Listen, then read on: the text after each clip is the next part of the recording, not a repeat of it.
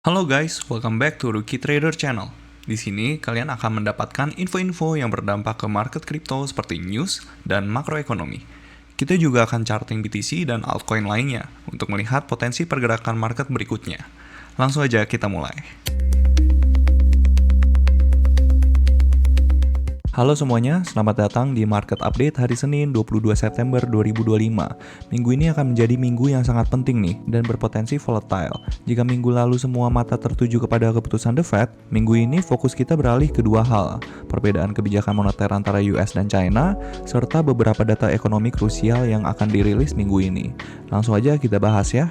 Untuk berita pertama, ini adalah berita yang paling menarik. Meskipun The Fed memotong suku bunga, Bank Sentral China justru memilih untuk menahan suku bunga acuan mereka nih untuk bulan keempat berturut-turut. Lantas, apakah ini berarti mereka tidak peduli dengan perlambatan ekonomi? Tentu tidak ya, mereka punya trik yang lebih halus.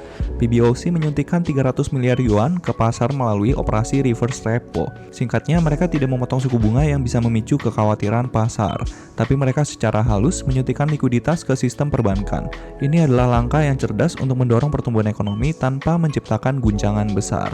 Selain manuver ekonomi, China juga fokus pada agenda domestik. Di sisi lain, mereka berinvestasi besar-besaran. Huawei baru saja meluncurkan proyek Tianguang dengan investasi 1 miliar yuan untuk mendukung ekosistem AI. Ini menegaskan ambisi China untuk mandiri secara teknologi terlepas dari tekanan US. Terus berita yang kedua, kita langsung lanjut ke economic calendar. Nah, di sini kita bisa lihat di hari Senin itu nggak ada data penting ya. Terus kita lanjut ke hari Selasa. Di hari Selasa ini ada S&P Global Manufacturing PMI dan S&P Global Composite PMI. Terus lanjut ke S&P Global Services PMI. Ini data-data ini sebenarnya nggak terlalu berpengaruh ke aset kripto, tapi bisa mempengaruhi ke kekuatan dolar. Terus dilanjutin nih, di jam 11.45 ini ada Fed Chair Powell Speaks. Di sini kita perlu hati-hati banget nih, karena ini sangat penting ya. Kalau misalnya Jerome Powell melanjutkan tone dovish-nya, itu bagus ya buat market. Tapi kalau misalnya dia malah jadi hawkish, itu malah bisa menimbulkan sell off nih. Jadi kita perlu tunggu untuk besok jam 11.35 malam ya. Ini sangat penting, jadi tandain di kalender kalian. Terus kita lanjut ke hari Rabu nih. Nah, untuk hari Rabu, ini ada new home sale sama crude oil inventory saja nih.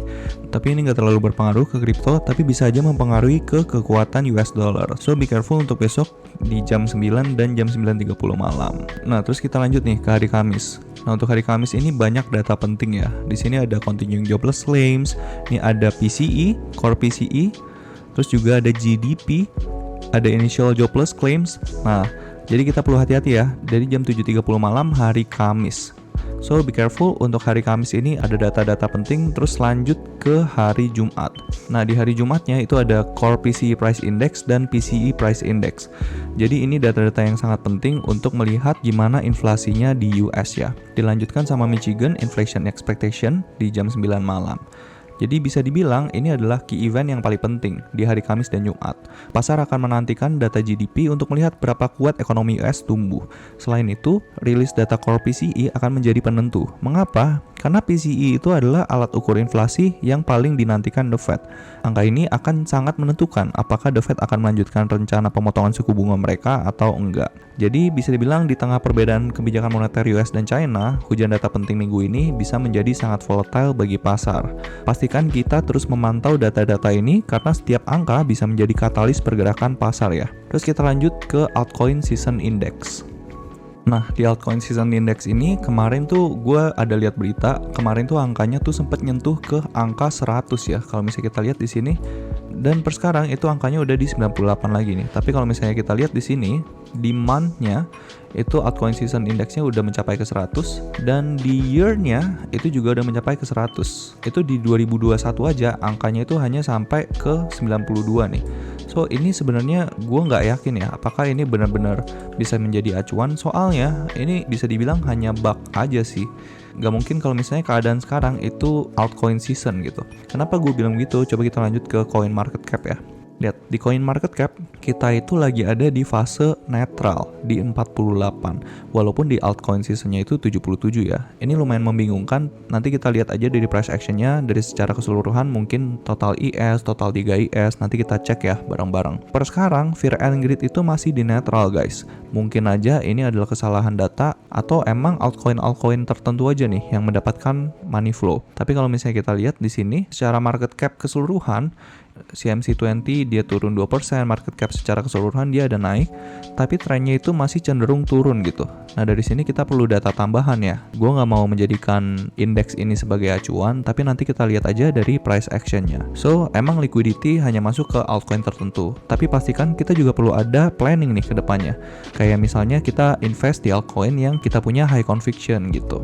Langsung aja ya kita bahas ke DXY. Nah untuk DXY gue kan kemarin sempat ada ngasih tahu ya, kalau DXY itu harusnya nggak boleh closing di atas candle merah ini nih. Ini adalah candle merah yang mengindikasikan DXY itu berhasil market structure shift nih, dan dia juga berhasil menembus trendline yang krusial ini. Tapi di hari Jumat kemarin, ini candle hari Jumat ya, dia tuh tembus gitu di atas candle merah ini, yang mengindikasikan apa? Artinya ada pemantulan dari sini gitu, sehingga mengakibatkan DXY itu ada pemantulan. Ini di time frame daily lumayan krusial. Kalau misalnya dia berhasil mantul itu berarti ada kekuatan yang ditimbulkan dari titik ini nih. Kalau misalnya secara structure emang dia udah bearish ya. Kalau dari structure ini adalah supply terakhirnya di daily. Mungkin aja dia perlu mantul dari supply daily ini baru dia melanjutkan penurunan untuk menciptakan lower low. Tapi per sekarang di sini kita bisa bilang dia ada kekuatan ya untuk mantul. Kayak gitu untuk daily-nya. Tapi secara gambar besar memang dari sini itu DXY itu hanya konsolidasi gitu. Dia hanya creating lower low, terus di sini dia creating higher high, terus itu creating lower low lagi. Mungkin aja dia emang lagi konsolidasi di sini untuk menciptakan momentum untuk melakukan penurunan lebih dalam lagi. Tapi nanti kita lihat aja untuk structure ke depannya. Terus kita lanjut ke 4 hour. Nah, untuk 4 hour dia itu still bearish ya, dan sekarang dia lagi ongoing ke supply 4 hour ini nih. Kalau misalnya dia mencapai supply 4 hour ini, mungkin gue ekspektasi dia melakukan penurunan lagi nih. Tapi kalau misalnya DXY berhasil closing di atas supply 4 hour ini, kita perlu hati-hati ya. Berarti kita bisa tahu nih bahwa momentum penurunannya ini nggak terlalu signifikan. Kayak gitu ya.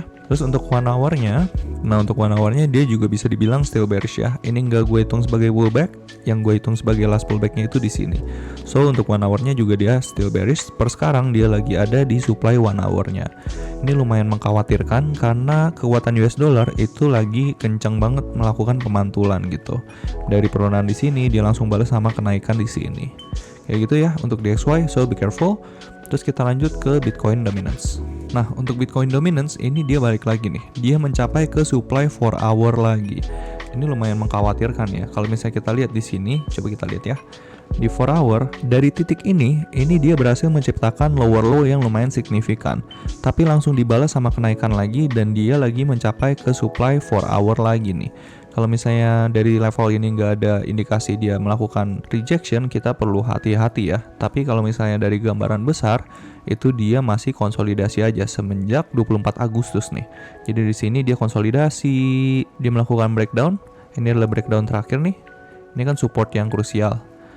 Terus dia breakdown, terus habis itu dia melakukan pemantulan. So untuk sekarang dia perlu hati-hati. Kalau dari projection yang kemarin sebenarnya di time frame weekly itu terbilang lumayan bagus guys. Kalau misalnya gua hapus dulu gambarnya, nah bisa dilihat di sini sebenarnya dia hanya ada di dalam inside bar ini nih. So dia belum kemana-mana semenjak 25 Agustus nih. Gue balikin gambarnya. Gue juga memproyeksikan bisa aja Bitcoin dominance itu mencapai SNR weekly ini dulu nih untuk ngambil liquidity ke sini terus melanjutkan penurunan. Tapi kalau misalnya dari sini nggak ada rejection sama sekali, kita perlu hati-hati ya guys, kayak gitu. Ini sebenarnya sejalan juga sama SNR yang ada dari cycle sebelumnya nih. Ini bisa lihat dari cycle sebelumnya dia menjadi resistant. Coba gue kecilnya, dia menjadi resisten, menjadi support, dan dia menjadi support. Kemungkinan di sini juga menjadi resisten dan bisa aja di sini jadi resisten kayak gitu ya. Seperti itu untuk Bitcoin dominance. So untuk weekly-nya itu still bearish. Ini adalah supply weekly terakhir. Di daily-nya itu juga still bearish. Dengan supply daily-nya masih di sini, dia masih bearish ya. Kecuali dia breakdown dari sini, ini adalah support terakhir. Kalau misalnya dia breakdown dari sini, baru dia bisa dibilang break off structure kayak gitu ya. Terus untuk 4 hour-nya still bearish, dia lagi ada di supply 4 hour dan 1 hour-nya juga still bearish. So kita berharap aja dari sini dia ada rejection supaya altcoin gak terlalu tertekan lagi nih. Kayak gitu ya untuk Bitcoin dominance. Terus kita lanjut ke pembahasan total ES. Nah, untuk total ES ini lumayan mengkhawatirkan ya. Coba kita bahas dari gambaran weekly dulu nih. Nah, dari weekly ini kan bisa dibilang adalah demand terakhir nih. Dan sekarang dia lagi konsolidasi nih di atas. Kayak gitu. So, untuk weekly-nya still bullish. Dan perlu diingat di sini ada FVG nih. Ini adalah FVG dan dia baru ke retest sampai sini aja. Jadi kita tandin ya, ini adalah bull FVG, bullish fair value gap. Terus coba kita lanjut ke time frame daily. Nah, untuk time frame daily balik lagi nih. Ini adalah range daily kita yang di sini nih. One swing ke atas dan dia sekarang lagi konsolidasi di swing itu. Nah, sayangnya di time frame kecilnya itu udah balik jadi bearish nih. Di 4 hour-nya lihat di sini sebenarnya belum valid. Sebenarnya balik lagi gue bilang belum valid ya, karena dia belum closing di bawah demand 4 hour ini. Ini masih tutupan candlenya itu 41 menit lagi. Jadi nanti kita tunggu aja ketika dia udah closing candle di jam 11 siang. Tapi per sekarang kita bisa lihat bahwa demand 4 hour ini masih struggling banget nih untuk membuat harga kripto secara keseluruhan itu bullish. Lihat di sini dia ada pemantulan, terus ternyata dia breakdown gitu. Tapi balik lagi gue bilang ini belum valid ya, karena ini belum closing candle. Seperti itu ya. So kita lihat nanti jam 11 siang. Per sekarang 4 hour-nya itu still bullish, ongoing bearish kalau misalnya closing. Terus kita coba lihat ke 1 hour-nya. Nah, untuk 1 hour-nya dia udah break off structure lagi nih. Jadi untuk supply-nya bisa kita pindahin ke sini. Ini adalah supply untuk 1 hour-nya di total ES ya. Baik lagi gue ingetin, total ES itu adalah total keseluruhan market cap crypto excluding stable coins. Jadi total ES ini including BTC, Ethereum, Solana dan lain-lain, tapi nggak termasuk kayak USDT, USDC, stable coins pokoknya ya. Jadi ini sangat menggambarkan pergerakan dari seluruh market cap crypto yang kita investasikan gitu. So balik lagi untuk 1 hour-nya itu still bearish, dia masih kenceng nih melakukan penurunan. Kalau misalnya kita ambil dari sini, top ke bottom sini, terus dia channeling, terus dia breakdown lagi, mungkin aja dia bisa mencapai ke sini, ke area 3,59 kayak gitu ya untuk total ES. So be careful, gue berharapnya dari sini dia ada kekuatan untuk mantul nih kayak gitu ya. Untuk total ES masih turun, masih kenceng, hati-hati aja, ini masih hari Senin ya.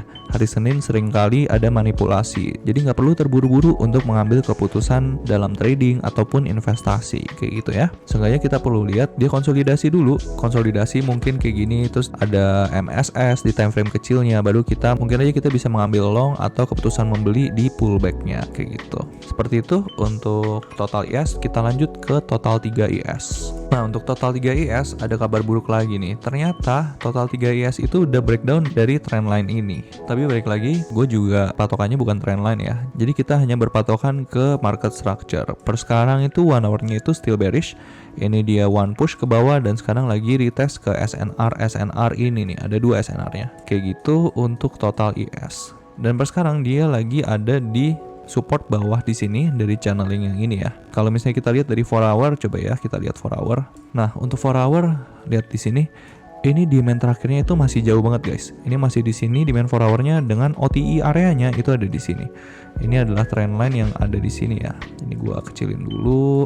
Nah, jadi bisa dibilang 4 hour-nya itu masih di bawah demand-nya dan dia turunnya lumayan kenceng nih. Mungkin aja dia perlu mengambil liquidity yang ada di sini. Mungkin sampai sini dia MSS di sini, terus dia melakukan pemantulan dari sini. Oh iya, gue pengen ingetin lagi, total 3 ES ini mirip sama total ES, tapi dia excluding BTC sama Ethereum. Jadi di total 3 ES ini dia nggak menghitung market cap BTC sama Ethereum ya. Jadi bisa dibilang Solana, terus XRP, Cardano, dan lain-lain tuh, itu semuanya include ke dalam market cap ini, tapi nggak menghitung market cap dari stable coins nih. Kayak gitu ya untuk total 3 ES. Jadi bisa dibilang ini adalah gambaran dari pergerakan seluruh altcoins yang ada di cryptocurrency. Kayak gitu ya. So per sekarang 4 hour-nya itu still bullish, dia masih jauh demand-nya. Kalau misalnya kita lihat secara daily, ini daily-nya juga sama nih, tempat demand-nya itu sama kayak 4 hour. Kabar baiknya adalah daily-nya itu udah breakout dari channeling ini nih. Bisa lihat di sini.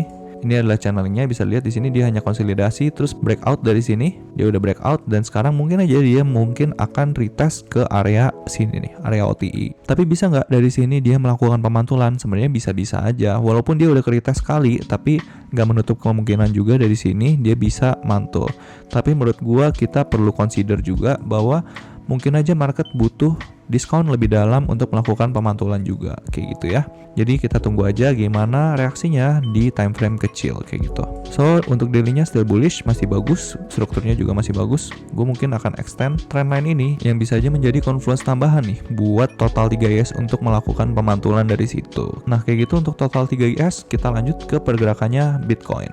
Oke, untuk Bitcoin balik lagi ya, dia lagi ongoing breakdown nih. Dari 4 hour-nya bisa lihat di sini dia itu udah melakukan penurunan yang secara signifikan nih. Per sekarang dia lagi ongoing tembus dari demand 4 hour ini, dan kalau misalnya kita lihat di 1 hour, ini adalah demand 1 hour terakhir dan dia udah breakdown juga nih. So bisa dibilang untuk 1 hour-nya itu dia udah back to bearish. Ini lumayan jelek ya untuk pergerakan kripto secara keseluruhan, karena kalau misalnya di sini dia breakdown, berarti momentum di sini yang udah tercipta di sini nih gak kuat membuat harga Bitcoin itu naik lebih signifikan lagi. Jadi bisa dibilang untuk supply 1 hour-nya itu ada di sini ya. Ini adalah supply 1 hour dan dia udah jadi bearish di 1 hour-nya. Gimana dengan 4 hour-nya? Nah, as you can see di sini ini adalah pullback terakhir untuk 4 hour. Kalau misalnya 4 hour-nya itu bearish, kita bisa ekspektasi di sini nih. Mungkin aja dia butuh untuk mengambil bensin di SNR ini, baru dia melakukan MSS di internalnya, baru dia melakukan pemantulan dari situ. Per sekarang sih 4 hour-nya still bullish ya. Dia butuh waktu dulu untuk kita lihat konfirmasi apakah dia back to bearish atau enggak. Kayak gitu. Per sekarang still not good ya, dia nggak respect sama sekali ke demand 4 hour-nya. Jadi nanti kita tunggu aja untuk konfirmasi berikutnya. Nah gimana dengan time frame daily? Nah untuk daily-nya itu sebenarnya masih bagus ya. Untuk daily-nya itu dia still bullish dengan demand ini berhasil di retest di demand daily ini, dan dia melakukan pemantulan yang lumayan signifikan gitu. Mungkin aja dari sini kita tahu bahwa oh dia lagi melakukan dia baru selesai. Nah dari sini kita mungkin aja bisa berekspektasi oh dia lah mungkin aja menciptakan wave 1, dan mungkin aja dia lagi cari wave 2, terus untuk mencari wave 3, wave 4 dan seterusnya kayak gitu. Per sekarang still good, untuk daily-nya itu dia still bullish dan dia lagi ongoing correction gitu. So kita tunggu aja gimana reaksinya kalau misalnya dia udah mencapai ke level-level krusial ini. Kayak gitu ya. Gimana dengan weekly, tutupan weekly kemarin gimana nih? Oke, untuk tutupan weekly kemarin ini sangat mengkhawatirkan ya. Ini bisa dibilang adalah shooting star candlestick nih, dimana dia ada closing merah terus dengan wick panjang di atas. Ekspektasinya sebenarnya minggu ini lumayan buruk, tapi bisa dibilang dia juga nggak mana-mana karena dia masih bermain di dalam candle hijau ini. Dan candle hijau ini adalah konfirmasi pemantulan di candle weekly guys. Bisa lihat di sini, ini adalah candle merah terakhir di weekly dan dia berhasil closing di atas candle merah ini. Dan pergerakan ini, balik lagi ya, pergerakan ini adalah konsolidasi. Kenapa gue bilang konsolidasi? Karena di sini bisa lihat di sini candle hijau ini, candle-candle yang ada di sini ini masih bermain di dalam candle hijau ini guys. Jadi bisa dibilang ini pergerakan ini adalah inside bar dan dia belum pullback sama sekali gitu. Kalau misalnya kita lihat gambarnya lagi, nah as you can see demand weekly-nya itu masih ada di sini, dan ini pun demand weekly yang internal guys. Internal demand weekly-nya aja belum ke retest gitu. So gue bisa bilang untuk Bitcoin itu momentumnya still good ya. Di higher time frame itu dia masih menjaga momentum untuk melakukan kenaikan gitu. So kalau misalnya ada koreksi-koreksi di time frame kecil itu wajar sekali, dan untuk acuannya mungkin gue akan memakai acuan di time frame daily nih. Karena di time frame daily-nya itu still bullish dengan last demand-nya itu masih ada di kisaran 107 sampai 105 ribu nih. So still good. Kita kalau misalnya mau melakukan pemanfaatan di Bitcoin, kita perlu melihat ke time frame kecilnya nih. Kalau time frame kecilnya ada reversal, mungkin aja gua akan take long gitu. Mungkin bisa menjadi setup trade untuk swing kayak gitu ya. Nah bisa dilihat di sini dia lagi berusaha untuk nggak closing di bawah demand 4 hour ini nih. Kalau misalnya dia udah closing aja nih di bawah demand 4 hour ini, kita perlu hati-hati ya guys, karena Bitcoin bisa aja melakukan penurunan lebih lanjut. Seperti itu untuk Bitcoin. Kita lanjut ke Ethereum. Nah untuk Ethereum, oke, gambarnya nggak ada ya, gambarnya hilang. Karena gambarnya hilang, gue bahas dari weekly lagi ya. Gue tandain ke levelnya dulu. Ini adalah all time high, ini adalah resisten pada saat itu ya. Jadi bisa dibilang dia lagi bermain di dalam sini nih. Dia udah MSS juga, too bullish. Dia juga udah bagus ya, berhasil mempertahankan weekly demand ini. Ini adalah demand weekly. Nah, kayak tadi ya yang gue udah jelasin, kalau misalnya dia belum berhasil closing di bawah demand time frame itu, dia berarti belum valid breakdown gitu. Kayak ini nih, bisa lihat di sini ini hanya liquidity sweep, terus baru dia mantul kenceng. Sama halnya kayak yang tadi yang di 4 hour time frame tadi ya. Oke, kita lanjut ke weekly lagi nih. Untuk weekly, nah bisa lihat di sini, ini mungkin aja bisa menjadi demand yang valid, tapi gua masih akan taruh di sini dulu. Dia udah break of structure nih di sini guys. Karena dia udah break of structure, baru demand weekly-nya bisa kita pindahin ke sini. So ini adalah demand weekly yang valid, dan di sini ini ada demand yang bisa dibilang agak internal nih. Ini bisa dibilang dia belum melakukan pullback, tapi akan gua marking dulu. So untuk Ethereum ini pergerakan di weekly-nya sangat kenceng. Gua nggak bisa jadiin ini sebagai acuan karena dia momentumnya sangat kenceng nih guys. Jadi mungkin aja kita perlu lihat di time frame lebih kecilnya. Coba kita lihat di daily. Nah untuk daily ini last pullback-nya ada di sini nih. Jadi dia udah break of structure dan ini adalah demand daily-nya. Dan sekarang dia lagi bermain di demand daily ini nih. Dia habis retest ke demand daily ini, terus habis itu mantul, dan sekarang lagi ada di demand daily lagi ya. Ini lumayan mengkhawatirkan sih, kayak pemantulannya itu nggak strong gitu. Walaupun di sini strong ya, langsung candlenya gede-gede kayak gini, tapi dibalisin kayak koreksi yang lumayan bikin kesel gitu, pelan-pelan gitu koreksinya dia. Mungkin kita hanya perlu bersabar gimana reaksinya di demand daily ini lagi nih. Untuk resistennya ada di sini. Ini untuk resisten daily, jadi bisa dibilang kita lagi ada di range trading daily ini. Ini range trading daily kita, dan dia masih berada di dalam range trading daily ini. Nah, bisa dilihat ya kotak putihnya. Ini kita masih bermain di dalam range trading daily ini. Gimana dengan 4 hour-nya? Nah, untuk 4 hour-nya, ternyata 4 hour-nya itu demand-nya masih di sini. Kayak gitu untuk Ethereum, so untuk 4 hour-nya still bullish. Ini demand 4 hour-nya, dan dia lagi berusaha untuk tetap bullish di 4 hour-nya. Karena di sini adalah last pullback-nya untuk 4 hour nih. Ini adalah last pullback dengan resistance-nya itu masih di all time high juga. Jadi resistance-nya itu sama ya, kayak daily-nya gitu. So still good untuk 4 hour-nya, still bullish, dan key level-nya itu sebenarnya ada di sini nih. Ini adalah key level untuk Ethereum sekarang. Tapi sayangnya key level ini tuh berhasil di breakdown ya. Karena lihat di sini dia sempat menjadi support, resisten, terus menjadi support di sini, menjadi resisten, support, dan sekarang tuh dia breakdown gitu. Jadi kita perlu hati-hati karena dia breakdown dari key level ini.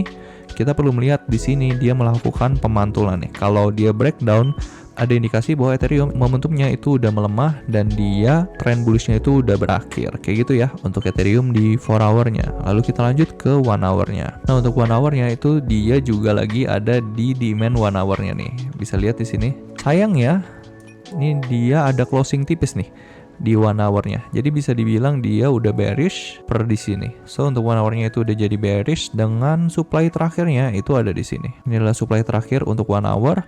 Di sini dia sebenarnya udah jadi bearish ya, tapi perlu diingat juga harga sekarang itu lagi ada di demand daily, dan mungkin aja dari sini dia bisa menciptakan pemantulan gitu di sini. Karena baik lagi ini adalah market structure-nya, mungkin aja dia butuh untuk mengambil liquidity di sini baru dia melakukan pemantulan gitu. Mungkin proyeksinya akan seperti ini, akan konsolidasi dulu di sini, mungkin ada liquidity sweep dulu baru dia melakukan pemantulan gitu. Kayak gitu ya untuk Ethereum. So untuk 1 hour-nya itu udah jadi bearish, 4 hour-nya itu bullish, daily-nya bullish, dan weekly-nya still bullish. Seperti itu untuk Ethereum. Nah, terus lanjut kita akan bahas ke komentar nih. Untuk komentar ini ada yang request nih, bahas Floki bang. Oke, dari Yudi 8255 kita akan bahas Floki nanti. Nah, di TikTok nih ada yang request dari Richie Alben. Bang, koin IP Story gimana? Oke, nanti kita bahas ya dari price action-nya IP Story. So, kita langsung bahas dari yang pertama itu Floki. Kita mulai dari Floki dulu. Nah, kalau Floki ini bisa dilihat di sini dia tuh bullish ya, still bullish dengan range tradingnya itu sebesar ini. Ini adalah range trading di weekly, dan dia sebenarnya masih ada di range trading itu ya. Kalau misalnya gue pakai Fibonacci coba ya, di Fibonacci dia belum mencapai ke 50% dan dia udah berhasil mantul dari sini gitu. So dari 2022 dia terus creating higher high. Jadi untuk weekly-nya bisa dibilang sebenarnya demand-nya itu ada di sini. Ini adalah demand untuk time frame weekly. Tapi karena ini sangat jauh, mungkin gua akan pakai di internalnya aja nih. Kita lihat dari sini aja ya. Jadi untuk internalnya demand weekly-nya itu ada di sini nih. Ini adalah demand weekly untuk Floki, dan di sini kita nggak bisa consider ini sebagai pullback ya, karena dia hanya inside bar aja nih. Bisa lihat di sini, ini candle 1 mingguan, tapi dia hanya bermain di dalam candle ini, terus dia langsung melanjutkan kenaikan. So ini belum bisa kita consider sebagai pullback ya. Kayak gitu untuk Floki. Terus gimana resistennya ada di mana? Kebetulan resistennya itu sama dengan all time high-nya nih. Jadi untuk Floki resistennya itu ada di all time high-nya di time frame weekly ya. Terus coba kita lanjut ke time frame daily. Nah, untuk time frame daily itu ada indikasi yang bagus nih. Di sini ada MSS, tapi di internalnya itu dibalas sama MSS balik di sini. Ini sebenarnya lumayan rancu karena di sini bisa dibilang dia hanya inside bar aja. Coba ya, lihat di sini ya. Dia tuh closing tapi tipis gitu. Coba aja kita consider ini sebagai pullback ya. Kalaupun dia udah bearish, di sini dia udah balik jadi bullish lagi dengan demand terakhirnya itu ada di sini. Ini adalah demand terakhir untuk daily dan kita tandain juga untuk di sini nih. Terus sekarang dia udah melakukan pullback, jadi kita udah bisa pakai Fibonacci. Dan di sini Fibonacci-nya ini gua hapus dulu ya. Karena kita udah lihat Fibonacci-nya, kita bisa tentuin area OTE-nya.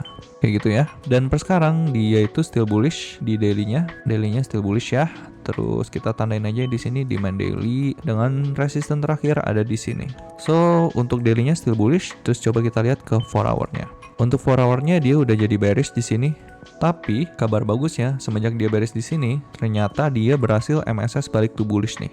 Di sini. Ini MSS balik to bullish, terus dia breakdown lagi, MSS balik to bearish. So, untuk Floki di 4 hour-nya itu dia bearish ya. Denganlah supply-nya itu ada di sini. Ini adalah supply untuk 4 hour. So, 4 hour-nya itu bearish. Coba kita lihat ke 1 hour-nya. Oke, untuk 1 hour-nya itu dia juga bearish ya, dengan supply-nya itu ada di sini juga nih. Kenapa gue taruh di situ? Karena di sini adalah last pullback nih untuk 1 hour-nya. Kalau misalnya di situ udah bearish, kita tandain di situ supply 1 hour. Bisa dibilang dia udah bearish di lower time frame-nya, tapi di daily-nya itu still bullish. Mungkin aja dia perlu ngambil liquidity yang ada di sini nih. Mungkin aja kayak gitu ya. Baru dia melakukan pemantulan gitu. Karena bisa dibilang ini daily-nya itu still bullish gitu.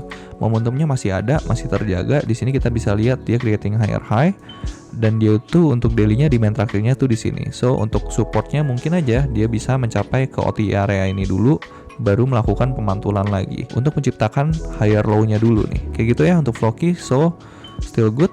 Weekly-nya still bullish, daily-nya still bullish, tapi kita perlu melihat 1 hour sama 4 hour-nya itu back to bullish dulu nih, kayak gitu. Terus kita lanjut ke IP Story. Gimana cara bacanya?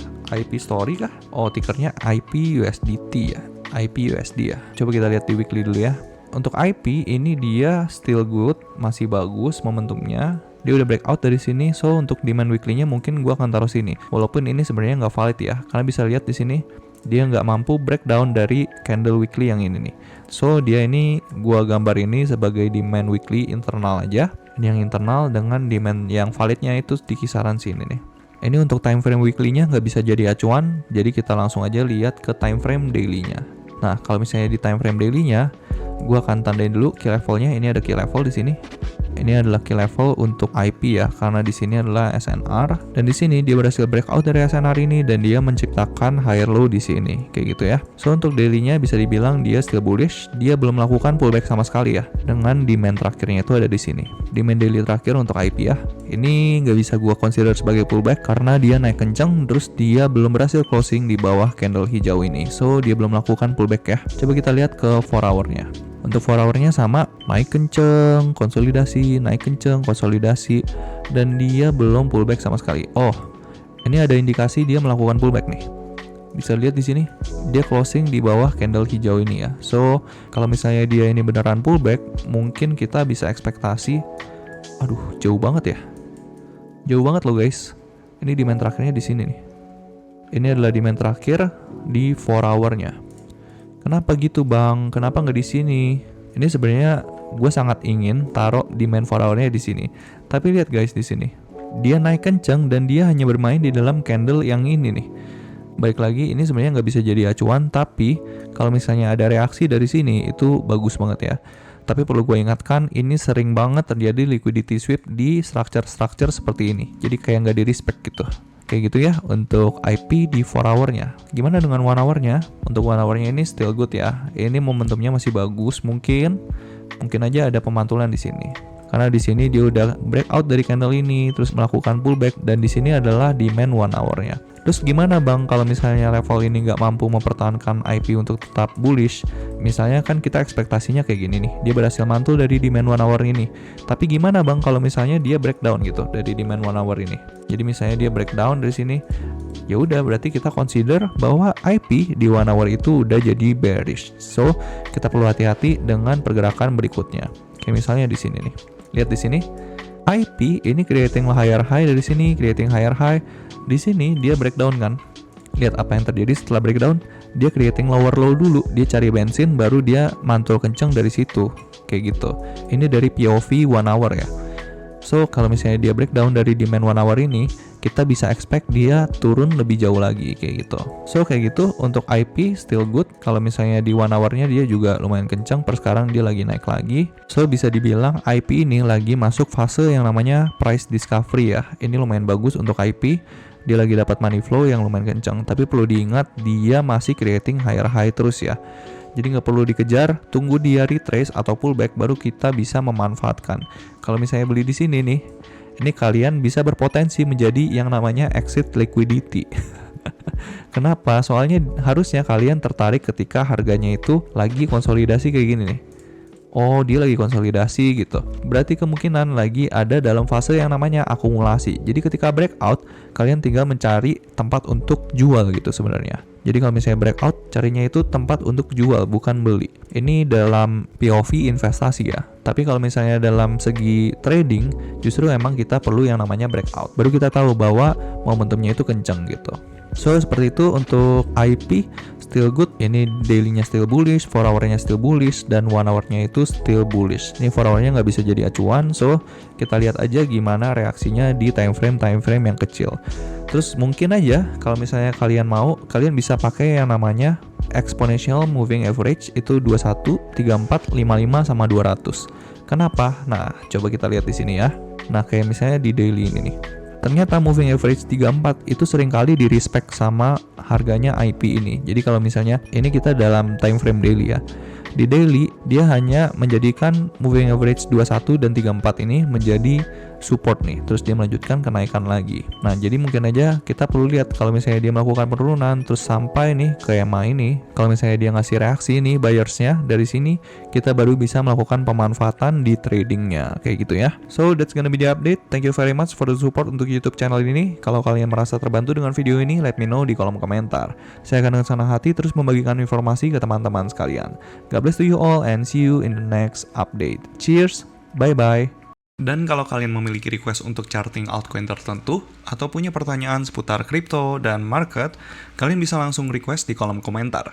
Thank you sudah menonton video ini sampai akhir. Kalau kalian merasa video ini bermanfaat, kalian bisa like, nyalakan notifikasi, dan pastinya subscribe ke channel ini. See you guys in the next video.